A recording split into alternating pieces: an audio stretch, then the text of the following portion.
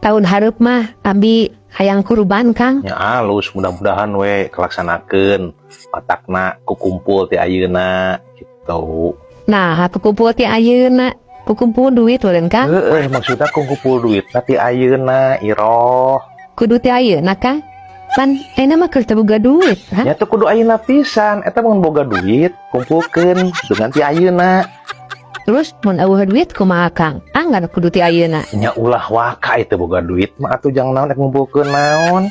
Cep Akang tadi kukumpulna kudu ti ayeuna. Maksudnya lamun ayeuna boga duit, kumpulkeun ayeuna. Ti ayeuna lah gitu, saeutik-saeutik.